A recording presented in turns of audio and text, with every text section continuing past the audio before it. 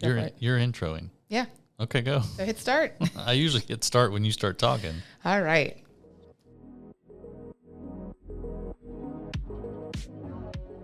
Hi, I'm Lauren. And I'm Matt. And this is Publish and Prosper. Where publishing, e-commerce, and marketing collide.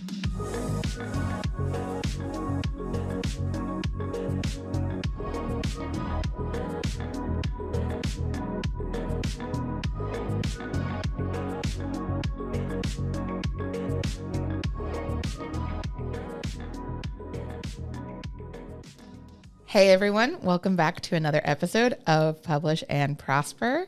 It feels like it's been approximately 84 years since we recorded our last episode, which is factually untrue. We recorded one literally last week, but we did. Matt's looking at me like, did we? We did. I don't think we did. We did. We recorded one on Monday of last week. Did we really? Mm-hmm. We had just gotten back from London. Yeah, that's when we recorded the one. Oh, about London. About London. Oh, yeah. Okay. Which, fun fact, shout out to my mom, because she texted me the day the episode came out when I was driving up to New York for 10 hours and said, hey, I'm going to listen to your podcast episode and then call you to talk about it. And she did. So we have at least one extra listener. Good. Thanks, Mom. But now I'm back, and we're here to record a brand new episode. Awesome. Maybe we should get started on it. Yeah, sorry. I was distracted. I'm on Kickstarter looking at all the projects and books that are happening. What are you doing on Kickstarter? I just told you. Why are you on Kickstarter? I mean, there's just always a lot of cool projects, like different books people are trying to get funded or podcasts or stuff like that. And so sometimes I like to go to Kickstarter and see what's going on. What kind of books are people getting funded on Kickstarter? I'm so distracted by this now. Yeah, I don't know if we have enough time to talk about all of them, but suffice to say, there's quite a wide range of topics and I'll just leave it at that. Okay, yeah, maybe that is the content best saved for off air. I think so. Okay. Yeah. But incidentally, you probably picked up on this already if you've seen the title of this episode, but that is what we are going to be talking about today. We will be talking about using Kickstarter to crowdfund your book publishing efforts. Mm-hmm. Because crowdfunding campaigns and Kickstarter campaigns are perfect for self-published authors. Yeah, and it's the easiest way to experiment with selling direct. Yes, it is. So you want to talk a little bit more about that? And Sure. Explain how that's true? Yeah, it is true because you are creating a Kickstarter because you want to fund your book, presumably the production of your book. You want to be able to get some money together for an editor, for a designer, for those types of things so that you can create a really good piece of content to put out in the world. But what you're essentially doing is establishing a direct connection to supporters, right? New and existing. And so what happens is, you post your project and you try to get backers to pledge money to support your project. You have a goal you want to hit. But at the end of that, if you hit or meet your goal, you'll be given kind of a CSV file of everybody who pledged for your project. What used to happen until recently was that you would then take that CSV file and using whatever print facility you were using or platform, let's just stick with Lulu because it's the easiest, you'd come over and you'd have to hand enter each one of those. So it was a very long and tenuous process. We built something recently called an order import tool that basically allows you to just upload that CSV file and we print and ship every line item that's on there that's associated to a book in your account, thereby automating the entire process after you upload the spreadsheet. So it really kind of was a game changer for people who use tools like or platforms like Kickstarter and even subscription platforms like Patreon and some of the others, the ability to just take that file and upload it and just automate that whole process. Yeah, it's become this really powerful, I don't want to say two-step process because it's not a two-step process, but this like two-pronged approach with Kickstarter and Lulu Direct. You mean selling direct? Yeah. Yes. Yeah. Yeah. Sorry, I just realized I didn't fully answer your your question, but you're right. Yes, it's an easy starter way. Yeah. When have we ever actually directly answered a question? That's fair. That's fair enough. Me especially, I'm notorious for not directly answering a question, but that's okay. I think that's part of our charm. That I would use that term loosely, but go right ahead. I appreciate it.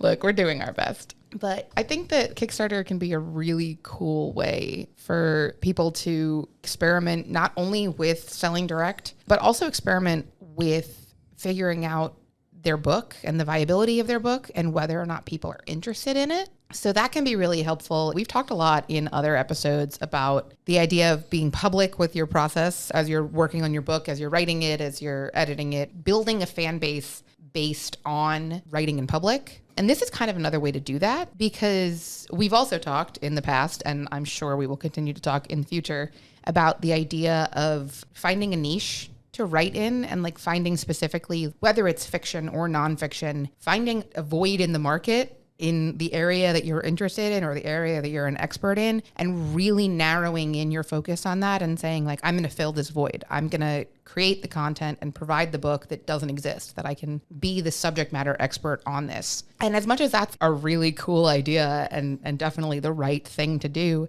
it can also be a little bit daunting to be like, well, what if this doesn't exist because nobody wants it? Like, what if nobody's written this yet because nobody cares about it? So when you said earlier about testing the market, that is a great way. I mean, it's a very honest way to get proof of concept, right? Yes. So you list a project up there and you get 0 pledges or backers for the entirety of the campaign. Yeah, I mean, that's a pretty stark answer to the question of, does anybody want this content? I think there are a lot of reasons why you would want to use Kickstarter. And I think that, again, as a stepping stone to selling direct, it is a great way to do things like test the viability of your topic, your content, your book, whatever it is you're doing. And then if you do see that it's getting traction, great, you're now actually raising some front-loaded funds to help make sure that you put out the highest quality book. Yeah. And then at the end of it, you now have a great dedicated way to directly fulfill those orders, not relying on a third-party retailer platform. So again, it is an easy way to experiment with print,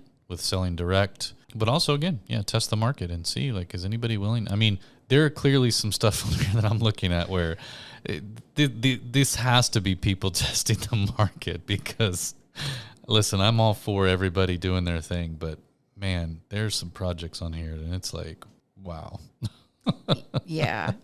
I'm afraid to ask, so I'm not going to. Let's not do that. I don't want to. But no, I agree. And I think that's one of the things we've talked about this before. We'll talk about this again. Matt and I are both big advocates, I guess, of the 1,000 True Fans theory, of the idea of having super fans. And I think a Kickstarter is a great, I'm jumping so far ahead of my outline right now, but most famously in the last few years, New York Times bestselling author Brandon Sanderson did a Kickstarter campaign. He wrote a bunch of books over quarantine, and he didn't really have any intention of traditionally publishing them. So he did it instead as a quarterly subscription, basically, where he had a book come out every 3 months and get sent directly to backers as part of this whole thing. And I think it was 72 hours or something like that, it was some insane turnover time, it became the most successful campaign to ever be run on Kickstarter. It was something like $41 million from 185,000 backers. That's, the ultimate proof of concept and the ultimate proof of true fans. And something like that, not saying that every single one of us has 185,000 people that are going to contribute to our campaigns or back our campaigns on Kickstarter, but we did a webinar a couple of years ago with Oriana Leckert from Kickstarter, and she mentioned in that webinar that the average pledge on Kickstarter is about $25. That might have changed in the last couple of years, so I'm sorry that I didn't fact check that before doing this episode. But, assuming it's still relatively close to $25, having 1,000 people like your LinkedIn post that says that you're going to write a book and that you're thinking about turning your content into a book, that's cool. That's really cool to have 1,000 people see your post. But to have 100 people pledge $25 towards actually getting a copy of your book that you said you were going to write and publish, that's even cooler. Yeah, it's almost like a form of pre-order too, right? That's exactly what it is. If people are actually interested and then they're pledging to get the book, it's a pretty big win-win situation as long as you make enough to cover your costs, the fees associated with the Kickstarter, and some of the other things. It's kind of a way to do pre-ordering with selling direct, with crowdfunding. It's a way to compound all these really cool things to help get your book into the market. Maybe let's back up a step, because I feel like we're both operating under the assumption that people are following along with the idea that we're laying out here that we haven't actually put into words. So what we're talking about when we're talking about crowdfunding the publication of your book is basically the idea of you saying, I'm going to write this book. I'm going to self-publish this book. I'm gauging interest in potential backers, readers, buyers. And part of the exchange here is people that are going to back your campaign are going to get a copy of your book. I feel like that's clear, but I just wanted to actually lay it out. Another thing that's notable about Kickstarter campaigns is that they are all or nothing when it comes to funding. Yeah. So if you don't reach your goal, if you set a goal and you don't reach it, the money gets returned to all the backers. So that can be a little scary for you if you were really counting on that money to help you get published and you didn't reach your goal. But it can also mean that if you reach a point where you can't deliver, that's okay. That pressure goes away. And it also means that your potential readers and buyers have a little bit less of an obstacle to fund your book, because the end result is they get a copy of the book or they get their money back. So it's a lot less risk for them than some of the other crowdfunding platforms where you could throw money into a pit and then never see it again and never see any of the rewards that you were potentially promised. Yeah, definitely. I think crowdfunding is a safe way for both parties involved. I do know you just outlaid some of the risks and things like that, but especially for newer creators and authors maybe who are still sort of feeling out all of this and trying to figure out exactly how they want to go to market with not only this one, but subsequent titles and things like that. It is a nice way to be able to front fund those activities that you need to happen, like the editing and cover design and some of the other things. And in a risk-free sort of way, like you said, if you don't meet the goal that you put in front of everybody, then no harm, no foul. The backers, the pledges, they get their money back. And it's not like you came just shy of it, but you're still expected to now fulfill, and you might not quite have the money to fulfill. So it can be a good way for people to take a risk as well. And I kind of like that idea. Yeah. And it's also, as in many other things with self-publishing and with selling direct, it's still something that you can follow through on even if you don't meet your goal. You know, if you say okay, well, I fell short of reaching my fundraising goal, but I still do want to write and publish and sell this book, I will just sell it directly to my customers or potential readers instead of trying to crowdfund it ahead of time. You can still do that. You're not giving away the rights to your content or the rights to the publication of this book by deciding that you want to try crowdfunding it first. But let's talk a little bit about how to actually go about doing this. And I don't mean necessarily the super nitty gritty step-by-step how-to, but I just want to talk a little bit about the general overview of how an author would go about running a crowdfunding campaign from start to beginning. Mm-hmm. Oh, from start to beginning. We're off to a great start. From start to beginning. I want to go home. Done with today. You can go home when we start. Great. You can go home at the beginning. Great. Since we're not finishing, or there is no end. There's never an end. Yeah. It's an infinite podcast. It's fine. Anyway, quick overview. How to go about running a crowdfunding campaign. Step one, it's my favorite step, plan ahead. My least favorite step. I know, but you know I'm right. Couple of ways that you can plan ahead for your crowdfunding campaign. First and foremost, Oriana in the webinar that we hosted, which I will link in the show notes if you're curious about watching it, recommends that you start building your audience before you start a campaign. You need to have at least a few people to start pitching your campaign to so it can have some traction. So, you do want to start your audience building before then. That being said, it is a lot harder to pitch the abstract concept of a book to an audience than it is to pitch hey, I'm doing this crowdfunding campaign, or hey, I'm taking pre-orders for the book that I'm writing. So if you can figure out a way to do these things hand in hand, go for it, do it. Figure out a plan ahead of time.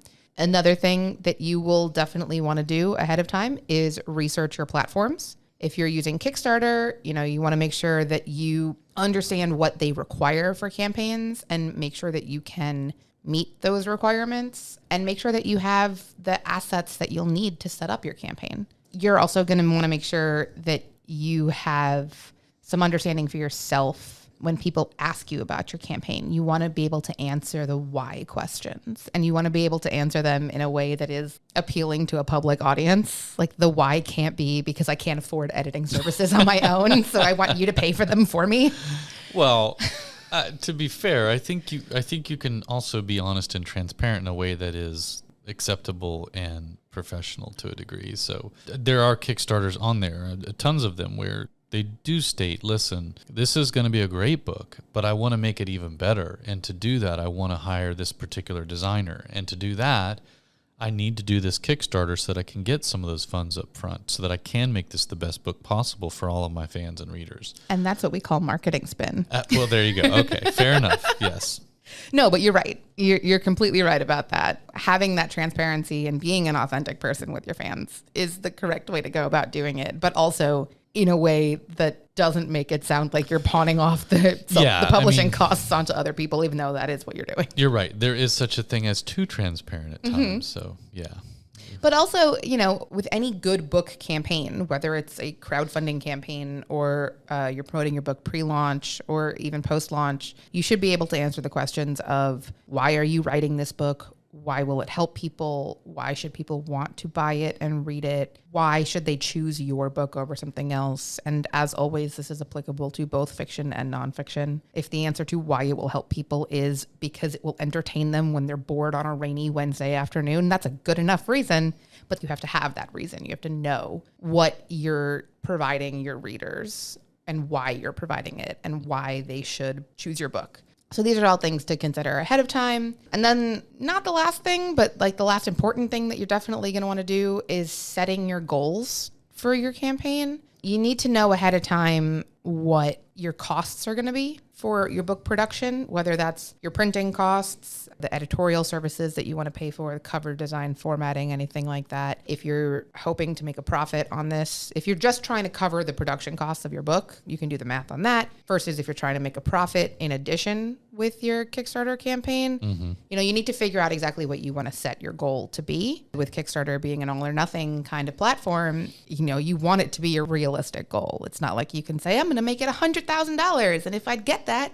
great. And if I don't, I'll publish the book anyway, because you will lose any money if you don't hit that lofty, outlandish goal. Yeah, absolutely. And ideally, when you talk about profiting from a Kickstarter, the profit, I think, for the most part, should be built into the actual print book side of what you're doing versus trying to profit off of the amount of money that you need to pay your service providers. It's pretty easy to calculate what your manufacturing cost per book is going to be, and then you can just add whatever your percentage of profit that you'd like to make on top of that to get that number. Yeah. One of the ways that you can also kind of build, I don't want to say build profit in, but maximize the revenue that you're going to get from this maybe is by having more than one reward tier.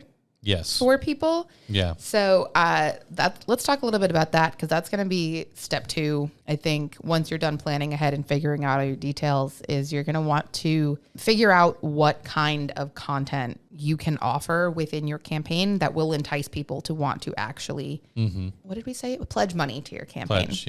Pledge money to your crowdfunding campaign. So, like we already said, basic entry-level premise of this, or basic entry-level, like, this is what we're going to do here, is I'm going to offer you money to pre-order a copy of your book.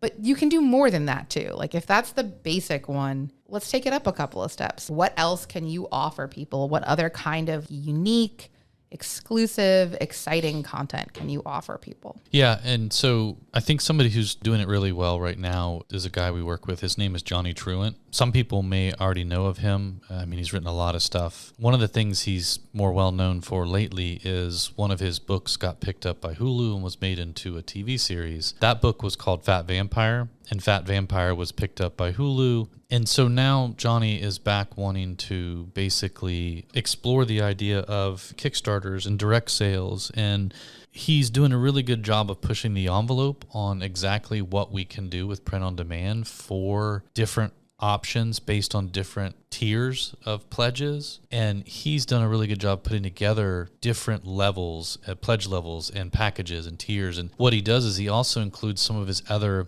back catalog content at certain of the higher level. Like if you go to his premium rewards tab, there's a $250 premium tier. And basically you get everything that's in the $100 tier, but then you also get the signed copies of the new book he's pushing, which is called Gore Point, which I can't wait to read, by the way. So shout out to Johnny and Gore Point. But you also then get, I think it's like 80 something ebooks of his back catalog of the things that he's written over the years. Oh, that's cool.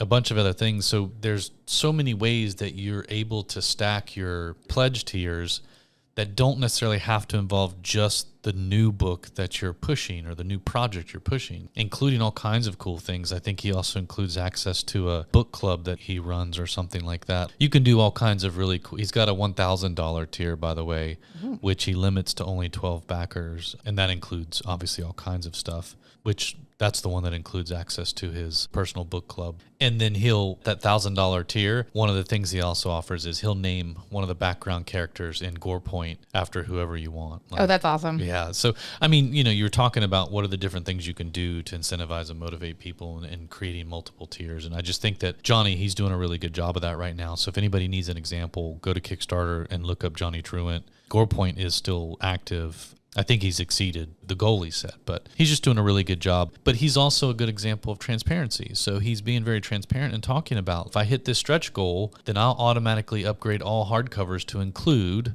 something like embossed UV spot printing on the cover. So it's really cool, the dust jacket or whatever. He's doing a really good job of talking about the things that are possible and encouraging people to help him hit these stretch goals, because they will also in turn get a better, cooler, more limited edition product. Yeah, that's awesome. I did just look it up on Kickstarter. I will link to his campaign in the show notes if anyone wants to check it out. Although it does look like it's actually going to end before this episode airs. Oh, does it? So yeah. No. No, I'm sorry. It ends the week that this episode airs. Sorry, I have no idea where I am in space and time anymore.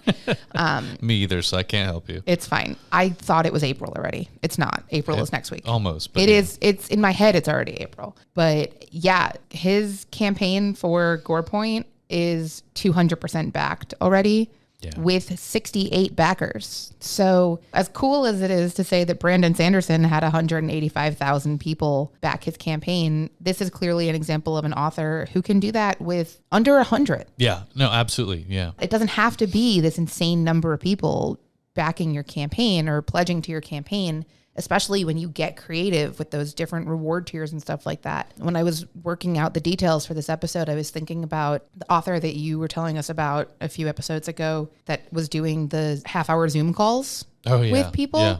That could be a really cool thing to offer. You don't have to put any money into that. You don't have to lay out any money to have an artist to design a cool cover for your book or have some extra art prints printed that you then have to figure out how to ship them out to the people or something like that. This is just a little something that you can do.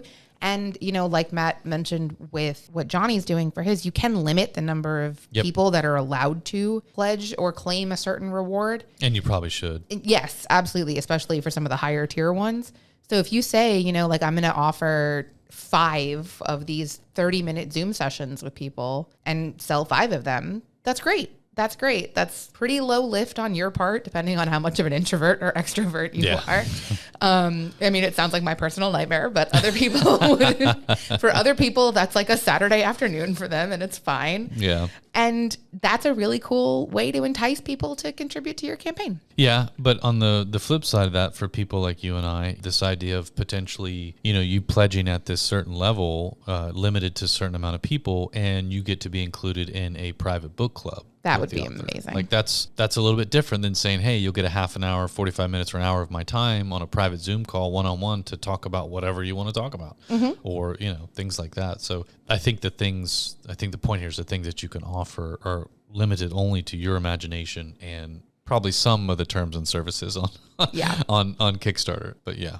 Yeah, I'm trying to think of other things because I've definitely backed some Kickstarter campaigns for books before. I'm trying to think of other rewards that I've gotten. Some cool exclusive editions of books, which is always, we've talked about true fans wanting exclusive editions of books. I'm always a big fan of that. If you can have one designed that has a cool cover or unique end paper. If you're offering the book only in paperback for regular tier or regular buyers after the crowdfunding campaign is over, but for a certain tier, they can get like a nice hardcover. Yeah. Even that is something special. It's something that's rare, something that they won't be able to get after the campaign is over. So it's kind of like a fun enticement in that way. There's also some pretty easy deliverables with things like a cool custom bookmark. It's not super easy to do signed copies of books, whether that's print on demand or traditional publishing. Like it's a lot of times when you see authors doing like signed books for traditional published books, they still have to go to it's like through a bookstore. Usually it's through like a local bookstore. To them will be fulfilling orders and shipping them out. And the author still has to go in person to sign all those copies of books. Yeah. I can say that as somebody who used to have to stand in the back of a bookstore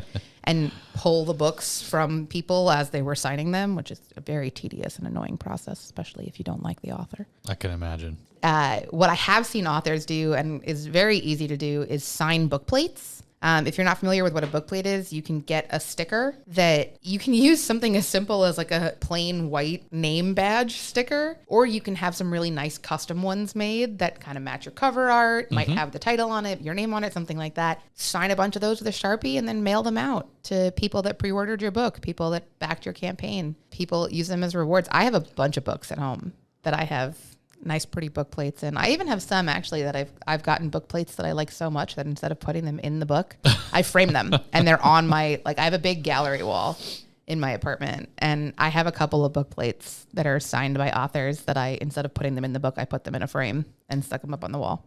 I am both in admiration of that and concerned about that. You are also not the least bit surprised by that. No, not at all. Because you do know me. Not at all. Wow. Broke Matt a little bit. Just a little bit. It's fine. It's okay. Anyway, I think we all got the idea when it comes to setting up compelling rewards. And as always, you know your audience a lot better than we do. We can give you a bunch of abstract ideas, but I guarantee you that you could come up with something more unique, more applicable than anything that we could come up with. For sure. Off the cuff without knowing the kind of content that you're creating. Yeah. So this is your opportunity to get creative and have fun with it, which of course is going to lead us to step 3, which is going to be promoting your campaign. That's the fun part. That is the fun part. It's also the part that we're going to talk the least about. Maybe because it is the fun part? Because it's the fun part, and also because we just did like a 4-episode series on how to promote your book. Yeah, I see what you're doing here. This is more or less the same thing. Go back and listen to the other episodes. Yes, exactly. Go back and listen. Lauren's promoting us. I am. You know we got puns on top of puns. Doing my best. Okay? I like big puns, and I cannot lie. I had a tote bag for years that said I like big books and I cannot lie. Yeah, I like big puns better than big books. Yeah, that's probably the best. I also don't read a lot of big books. I get bored if the book's too big. So do I. Yeah. So do I. Tells me a lot about my attention span. I think I'm going to make a t-shirt that says I like big puns and I cannot lie. A Lulu t-shirt? No. Oh, disappointing. Well, I don't want to get fired. Actually, I don't think I get fired for that. It'd probably be the least offensive thing. I'm wearing a shirt that says Luluminati right now. Yeah, that's fair. That was made for the whole company and given out to the whole company, and nobody batted an eye at that. So that's true. It's a great t-shirt, by the way. Anyway, promoting your crowdfunding campaign is a lot like promoting your book, especially the pre-launch part of promoting your book. So if you really want to kind of like deep dive into that, I would recommend going back and listening to the episode that we did on pre-launch, at launch, and post-launch book marketing. Yeah. Because there will be a lot of stuff in there. The point is that you do actually have to promote your campaign. You can't just throw it up on Kickstarter and then hope that people that are browsing Kickstarter are going to find it. So your one main takeaway here is don't rely solely on Kickstarter. Yes. Perfect. Exactly. Step 4, last step. Once you've done your successful campaign, you've set it all up, you've got really cool rewards, you have succeeded in getting it backed by the number of people that you needed to meet your goal. Now you have to actually fulfill those rewards. Depending on whether or not, or depending on where you did this in your book publishing process, you might have to start with finishing the book. Yeah, well, I almost said beginning the book again, which maybe you have to begin the book. Maybe that's where you're at, and please don't. That's not advisable, by the way. Yeah, no. At least have a finished manuscript. At least have like most of a finished manuscript. If you don't finish it, fine. Well, theoretically, you're going to need a fairly, if not completely finished manuscript and some actual concept art or cover designs and things like that, because to build an effective campaign, like you were just saying earlier, you're going to need some compelling copy, some very visually pleasing graphic assets, and things like that. So you really can't just stroll up to Kickstarter, throw a paragraph of a treatment that you have up there to an unfinished manuscript, no graphic design assets or anything, and expect that you're going to get any sort of pledges. Yes, For for sure. Oh, damn. It's fine. But I think we're also, oh my God, I just completely forgot where I was going with that. I got distracted we're by us talking about both saying fulfilling your rewards. Yeah. same thing at the same time. For sure. Oh, well, it's gone. It's gone forever. That's all right. When it comes to, I remembered what it was. See? Perfect. All right. If I just keep talking, it eventually comes back to me. One of the things that you will need to consider when you're setting up your campaign is there will be an expectation of delivery time.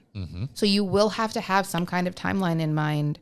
So even if you're saying, like, I was looking at a campaign yesterday that is happening now, it ends next week, and the expected delivery is November of 2024. Right. So you don't have to say, I'm going to have this turned around to you by tomorrow. Right. But you do have to give your backers some kind of timeline. And I do believe that Kickstarter does hold you to that timeline to a certain extent. Like, I do think you are expected to deliver if you say you're going to, and if your campaign is fully backed. Yeah, and I think the point here, again, is just that you're communicating effectively and clearly with your pledges and in your audience.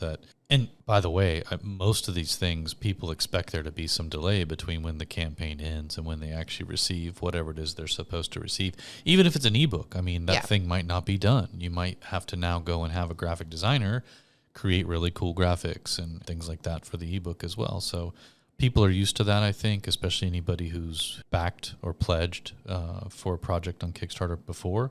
But you just want to be very clear. Yeah. Yeah, absolutely. And we did kind of already talk about the idea of how to fulfill those book orders if you're taking book orders for your campaign. We've made it nice and easy for you with our order import tool. Yes, you need to think about how you're going to fulfill these things. I will tell you that nobody else will help you fulfill your print the way that we do.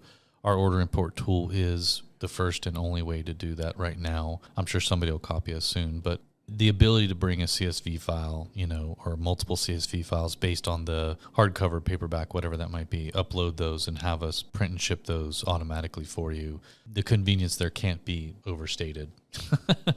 And then your other products, whatever it is that you're fulfilling on top of that, you'll be working with other suppliers for those things, as well as any of the cool stuff that you are offering. And a side note, I happen to see that Johnny has a $5,000 tier way at the bottom. Like that's the... Oh. And the $5,000 tier includes like a hangout time in Vegas, I'm assuming around the Author Nation event, and dinner on him at Nobu, which is a pretty tasty restaurant and very expensive and swanky. So there's literally no limit to what you can offer and how you fulfill that. So, yeah. I'm trying to think if there are any authors that I would spend $5,000 on the opportunity to have dinner with them. The answer is probably. I would absolutely spend $5,000 to be able to have dinner with Stephen King or that's a good one. A handful of others. Yes, that's a good one. I absolutely would. Okay. All right, that's fair. I can think of a couple. See? Now, no offense to Johnny, but I'm going to see Johnny anyways. I'm not going to give him $5,000, but nonetheless, Johnny does really good work. His books are pretty cool, and I'm sure he's got plenty of fans who would spend some money to do things like that. But I would absolutely spend that money to have dinner with Stephen King, or I might even spend $3,000 to have dinner with Grady Hendrix and talk about some of his books. Or I mean, there are definitely, thinking about it, like how much money would you spend to have dinner with Joe Rohde? Imagineer Joe Rohde. Honestly, none. What? It's funny because Jen and I were just talking about him the other day. He annoys us.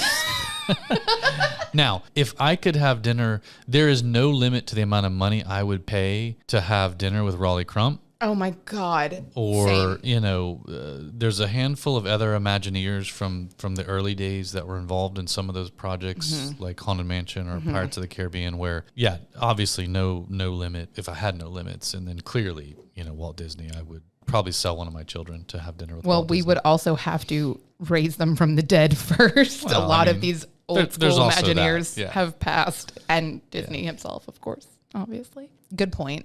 Good point. Okay, fair. But yeah, no, great idea. Actually, that's really cool. Yeah. So yeah, whatever creative rewards you come up with, whatever creative ideas you come up with, obviously we could just go back and forth with these all day. Make sure that you are prepared to fulfill those rewards however you can, whether they are books, we can help you with that, or something else. Yeah. I think that's really it when it comes to like how to actually do this. You know, we've seen people do these successfully. I'm going to link a couple in the show notes if you want to check it out. I've referenced the Brandon Sanderson one that was pretty big news a few years ago. We've also there's a Lulu author who's done a few very successful Kickstarter campaigns. He actually has the record for the most successful art books campaign in the history of Kickstarter. This is an artist named Lorenzo Etherington. He does these really cool, his Kickstarter campaigns are all a series of how to draw books that are awesome. He's got one that's live right now that's the one that ends next week and has the fulfillment date of November of this year. So I'll link that if you want to check it out. I think we've referenced him in the past on this podcast too, as just having some really cool books on the Lulu bookstore. But he's a great example of somebody who's had some really great success with campaigns. He's got some really cool tier options set up if you want to check those out for ideas on how to do that. And then he does still sell books on Lulu as well. So he's a good example of an author that's utilizing multiple different sales platforms and sales channels for getting his books out there in the hands of his fans. Yeah, I didn't realize he had a current one going right now, or I would have mentioned him as well. He always does some really cool stuff, and I don't know if this is the first time, but it's certainly one of the first times that he's now also offering his books in hardcovers, and they look really, really cool. Yeah. And then he's got one that's going to be 3D that comes with 3D glasses, and so he's also doing some really cool things with his Kickstarter and the pledge levels. But yeah, he's been doing it for a while, and his stuff is beautiful, and the way that he structures his campaigns is another great example of somebody you might want to look at. He also set a very low goal in the beginning. I think his goal was his goal was $1,261. I think he's based in the UK or Europe or something, so it's probably a number that makes more sense in like pounds or the euro. It's 1,000 pounds is what he was looking for. Got it. He's at $494,000 right now. I think he met his goal. Yeah, you think? Yeah. So anyways. Wow. Again, if you need examples and inspiration to draw from, these will be linked in the show notes. These are great examples to pull from. These creators and authors, they know what they're doing, and they've found a way to make it work for them on Kickstarter in a way that nets them what seemingly looks like better profit margins than some of the retail game you could be playing right now, but also allows them to sort of front load and be able to get the resources they need to provide the products that are going to make their fans happy and come back. Yeah, for sure. Yeah. I'm also really curious now because we've kind of put a timestamp on this in that we're recording this episode exactly 1 week before it comes out. Mm-hmm. And, you know, you've just said exactly what his backer amount is right now. So I'm curious to see what it looks like by the time the episode airs, which will be a few days before the campaign ends. I'll leave these tabs open on my laptop. Same. And like I said, I will link to them in the show notes so y'all can check them out if you want to. Actually, I'm going to go back both of them right now. Do it. All right. Well, if there's anything else you'd like to hear us talk about, please email us, podcast@lulu.com. Or if there's just questions, or if you're just tired of hearing us talk about Disney, either way, shoot us an email. We'd love to hear from you. We also have multiple other ways you can reach out to us. Like what? Carrier pigeon? This is Matt's attempt to get birds in the office, and the answer is still no. That's right. Try again. All right. No, you can always find us on Lulu social media @lulu.com, or like Matt said, best way to get us, shoot us an email. We'd love to talk to you. But until then, thanks for listening. Later. To learn more about this episode, check out the show notes on publishprosperpodcast.com. Publish and Prosper is brought to you by lulu.com. To hear more episodes like this one, please like and subscribe wherever you listen. Thanks for tuning in.